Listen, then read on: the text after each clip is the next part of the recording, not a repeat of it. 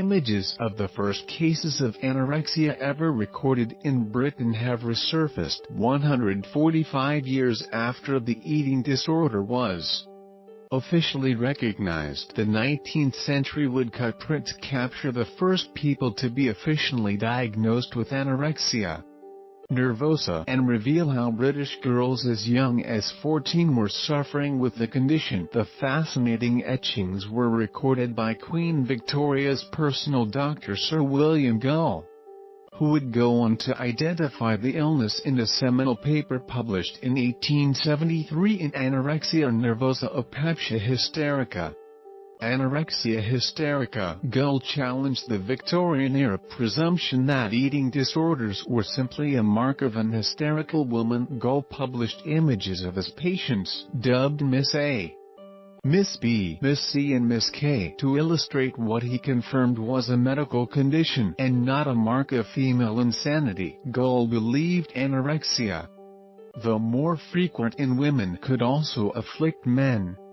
His before and after portraits showed that patients could be treated outside of a mental asylum with a course of family-based therapy and a strict refeeding regimen, although the approach consists of an intensive outpatient treatment in which parents play an active role in helping to restore their child's weight and handing eating control back to the adolescent. The Maudsley approach can mostly be construed as an intensive outpatient treatment where parents play an active and positive role in order to help restore their child's weight to normal levels expected given their adolescent's age and height, hand the control over eating back to the adolescent, and encourage normal adolescent development through an in-depth discussion of these crucial developmental issues as they pertain to their child. More traditional treatment of anorexia nervosa suggests that the clinician's efforts should be individually based. Strict adherence to the perspective of only individual treatment will insist at the participation of parents.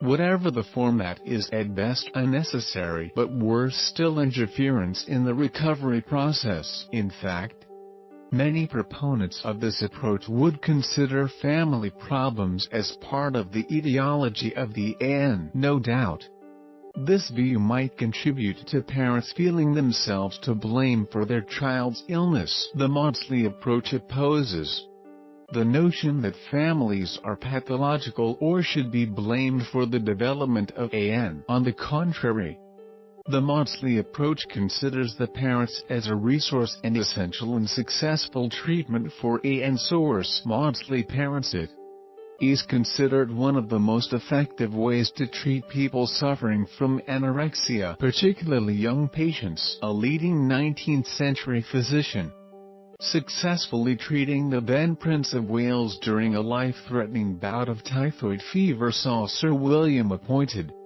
as a personal doctor to Queen Victoria. His work to identify and treat anorexia nervosa is his most famous contribution to medical science. A conspiracy theory that emerged in the 1970s suggested Sir William knew the identity of Jack the Ripper, or in fact that he himself was the 19th century serial killer. This widely discredited theory swirled despite the fact the doctor was in his 70s and his health was ailing when the crimes were committed. When Gull presented his patients' cases in his papers, he used the term anorexia nervosa, which literally means nervous loss of appetite, to describe the condition. Gull was the first to do so and the term is still used now. The images offer a rare insight into the history behind our modern understanding of anorexia. Sir William Gull became a private physician to Queen Victoria in 1871 after he successfully treated the Prince of Wales during a life-threatening attack of typhoid fever. He is considered to be one of the leading physicians of the 1800s and made significant contributions to the understanding of myxedema, Bright's disease, paraplegia as well as anorexia nervosa. Bizarre conspiracy theories alleged that Gull knew the identity of Jack the Ripper or in fact that he himself was the murderer. These theories had been widely discredited by modern scholars. Britain's first ever diagnosed cases of anorexia nervosa. A 17-year-old Miss A was 5 feet 5 inches tall and weighed 5 stone 12 pounds when she was referred to Gull on January 7, 1866. Other doctors had given Miss A medical concoctions containing mercury iodine, yet she remained gaunt and withdrawn. Gull noted that her gaze was often downcast and her eyes skewed. Gull recorded that most of her physical condition was normal, with healthy respiration, heart sounds and pulse, no vomiting nor diarrhea, a clean tongue and normal urine. The condition was that of simple starvation with total refusal of food, unlike many of his contemporaries. Gull did not think that Miss A's condition was a mark of insanity. Instead, Gull provided Miss A at-home care for 2 years. He kept Miss A on a strict refeeding regimen, a course of therapy that involved an abundance of foods, eggs, fish, oils, chicken, cream soups, and administered at regular intervals by a nurse. Miss A remained under Gull's observation from January 1866 to March 1868, by which time she seemed to have made a full recovery, having gained in weight from 82 to 128 pounds. Miss B was the second case described in detail by Gull in his seminal Anorexia Nervosa paper. She was referred to Gull on October 8, 1868, aged 18, by her family, who suspected tuberculosis and wished to take her to the south of Europe for the coming winter. Gull noted that Miss B's emaciated appearance was more extreme than normally occurs in tuberculosis cases. His physical examination of her chest and abdomen discovered nothing abnormal, other than a low pulse of 50, but he recorded a peculiar restlessness that was difficult to control. The mother advised that she is never tired. Gull was struck by the similarity of the case to that of Miss A, even to the detail of the pulse and respiration observations. Miss B was treated by Gull until 1872, by which time a noticeable recovery was underway and eventually complete.